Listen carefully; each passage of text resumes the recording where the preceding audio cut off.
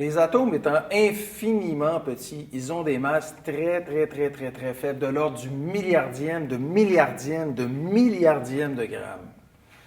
Mais les constituants des atomes, protons, neutrons et électrons, n'ont pas tous la même masse. En fait, les protons et neutrons ont des masses similaires qui sont à peu près 2000 fois plus grandes que celles des électrons.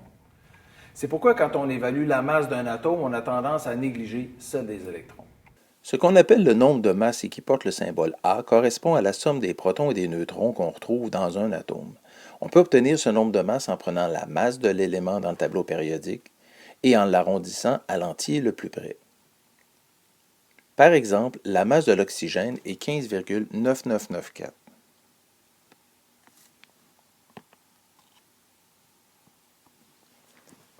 En l'arrondissant à l'entier le plus près, on obtient 16.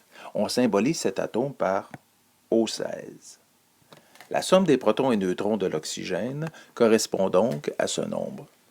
Sachant que le nombre de protons est invariable pour l'oxygène et qu'il correspond à 8, son numéro atomique, on en déduit facilement que l'oxygène, ayant un nombre de masse de 16, possède 8 neutrons.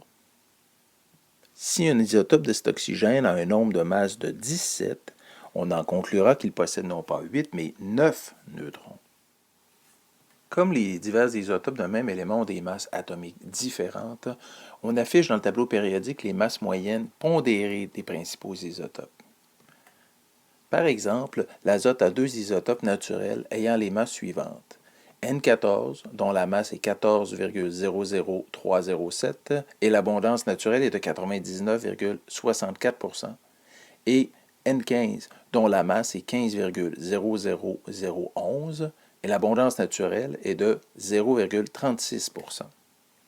La moyenne pondérée est obtenue en additionnant ces deux masses multipliées chacune par leur abondance respective, soit la masse moyenne égale 14,00307 fois l'abondance, 0,9964, plus 15,0011 fois 0,0036, soit l'abondance du deuxième, et c'est égal à 14,0067. C'est exactement cette valeur qui apparaît dans votre tableau périodique. Remarquez que certains éléments ont une masse moyenne très près de l'unité, comme l'azote. On peut donc supposer qu'un des isotopes, celui dont la masse est proche de la masse moyenne, est très majoritaire dans la nature, ce qui est le cas ici avec l'azote 14, qui compte pour 99,64 % de tout l'azote de la nature. Par contre, le Cl, qui a une masse moyenne de 35,4527, laisse supposer qu'il existe des proportions assez importantes de plusieurs isotopes de cet élément. Afin d'illustrer ces notions, jetons un coup d'œil à ces deux figures. Les boules bleues et vertes représentent respectivement la proportion d'isotopes 14 et 15 de l'azote.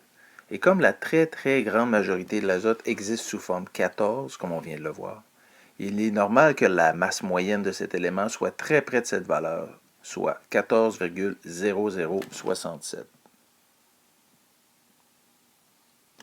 Dans cette autre figure, les boules rouges et turquoises représentent respectivement la proportion des isotopes 35 et 37 du chlore dans des proportions approximatives de 76 % et 24 %.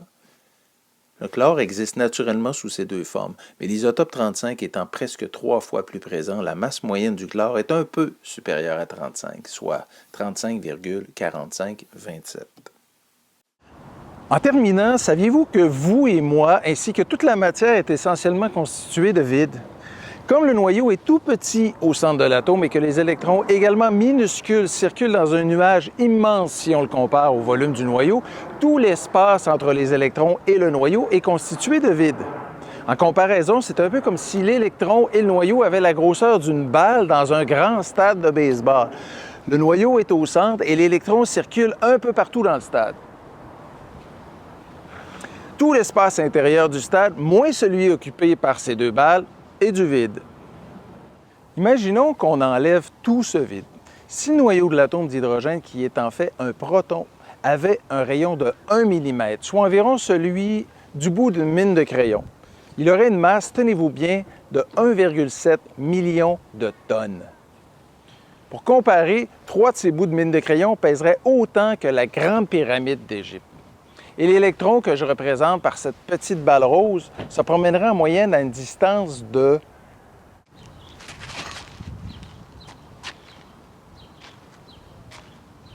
100 mètres, soit la longueur d'un terrain de baseball.